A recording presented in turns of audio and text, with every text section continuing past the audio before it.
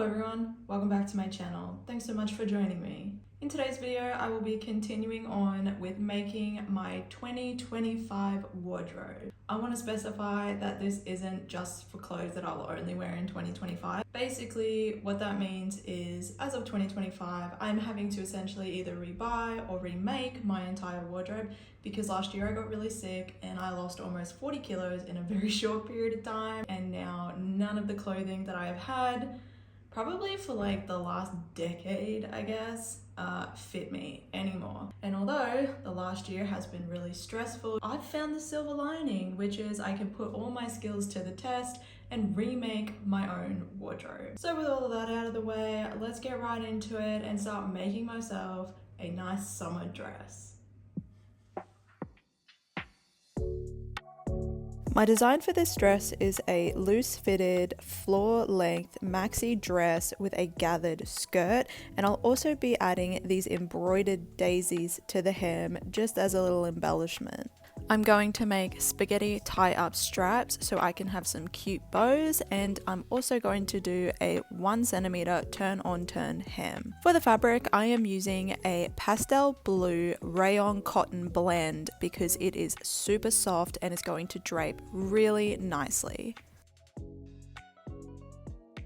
I didn't need to spend too long on pattern making for the bodice of this dress. I used a pattern block that I had made previously, so I already knew that it was going to fit quite well. When I was making the toile for this dress, I intended to use the toile as the lining for the final dress, which is why you can see me cutting out my toile in my actual fabric. A toile is just a draft version of the final product you wish to make. Things don't often turn out the way you expect them to the first time you try, which is why a toile is often essential. However, I was confident enough to make my toile in my final fabric because I was pretty certain I'd be able to use it in the final dress. I made my own bias tape out of my fabric to use for the straps because it's a lot easier to turn skinny straps out when they're made on the bias. It is doable to make straps cut on the straight grain, it just takes a little bit longer to turn them back out.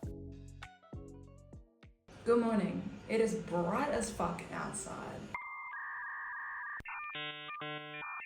I made a toile yesterday and I'm really happy with it. I made thin spaghetti straps, tie up, so it's a cute little bow, and I really loved it because it's super delicate and dainty. However, in my heart of hearts, I know I hate tie up straps.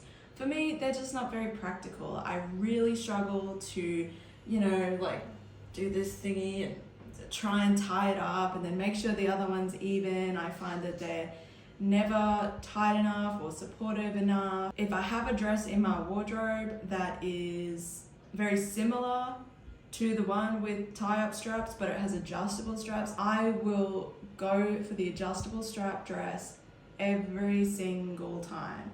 I'm trying really hard this year to make clothing that's practical and that I'm actually going to wear. So I've decided to ditch the tie-up straps. They're still going to be spaghetti, but I went out and bought these and I'm going to make adjustable straps. I've never made adjustable straps before. I don't think it's all that hard, and my straps are actually already made. I just need to do a few little extra steps to make them adjustable. And I think it's just gonna make this dress far more practical and more likely to be worn, because 2025, I'm not about wasting my own time, my money, my resources, etc., and then go out of my way to make shit that I'm not gonna wear and that I know I'm not gonna wear. I'm not that bitch.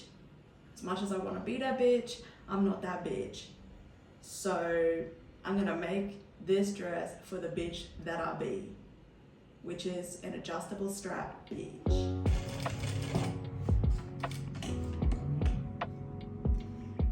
Ugh, that looks like trash.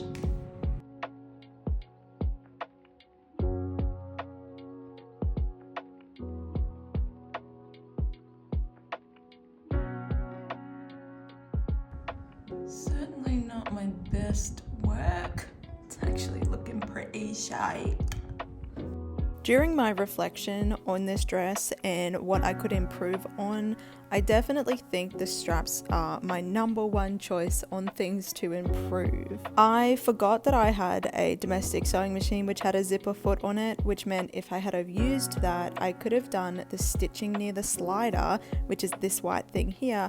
I could have done the stitching a hell of a lot closer to where the slider bar finished. It just doesn't look as neat or as professional as I know I could make it, but it was unfortunately just an oversight on my part that I'd completely forgotten that I had a zipper foot on a domestic sewing machine. Functionality wise, I can't really fault them. The rest of the bodice construction was fairly straightforward. I attached my outer shell to my lining and then I understitched and clipped along my neckline. I also gave everything a good press, ensuring that it looked nice, neat and crisp.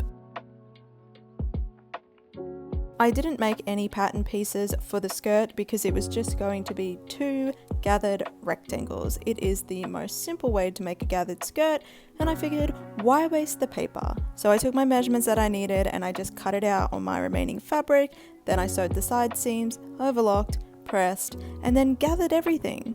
My personal preference is to hand gather everything instead of using a gathering foot because I find gathering feet give you less control. If you're using a gathering foot, it's a bit hard to tell whether it'll gather your skirt enough in order for it to easily fit back into the waist of your bodice. You pretty much have to undo your gathers if you use a gathering foot because they don't move very easily at all. I'm also working on improving my hand sewing and embroidery skills. So I have embroidered a P on my tag to sew into the back of my dress, and I really like it. I think it turned out super cute and I can definitely see my own improvements already.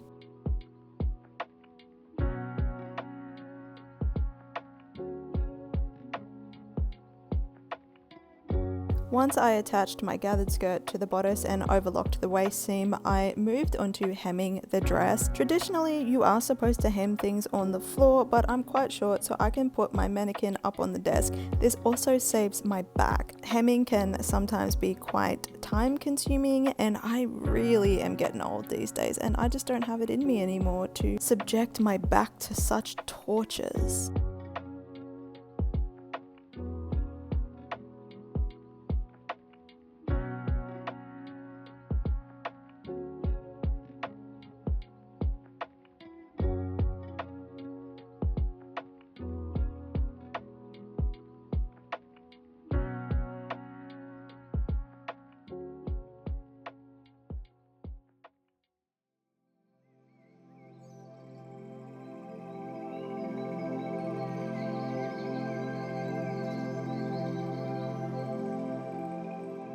At least once in every project of mine, something doesn't turn out quite right. And with this dress, I had chosen the wrong type of hem. Because I had to shorten the back of my dress significantly when I hemmed it, it resulted in the back panel being quite curved, similar to how it would be on a circle skirt. Ideally, with hems that are curved, you would opt to do a narrow hem. When you fold it up to do your 1 centimeter turn on turn, you're actually folding more fabric into a smaller space because of the curve.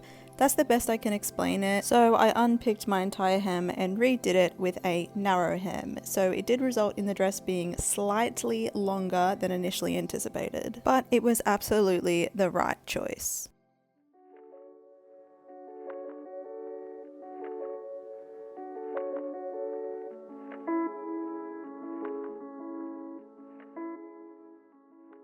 It was at this point where I decided to not put the daisies on the hem of this dress, and I'll tell you why. Here we have a really dainty, narrow hem with lots and lots of gathers and the fabric collapsing in on itself as it should in a very gathered dress.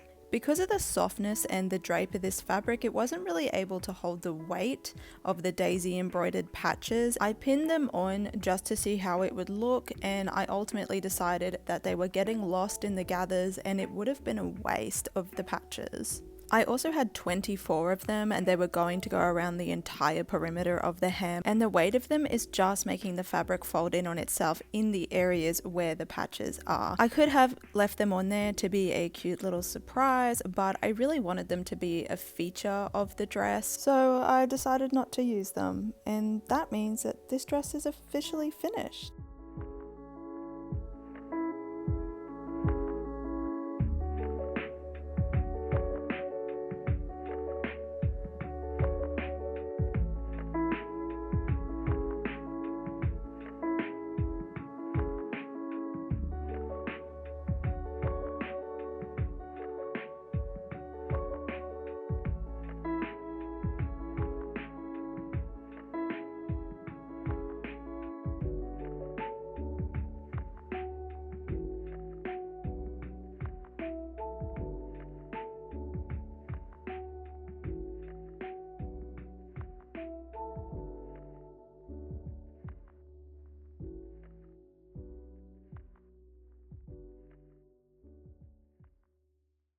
And that brings me to the end of this video. Thank you guys all so much for tuning in and watching my second video of the year and of my return. And thanks so much for the love and support on my last video where I made this dress here.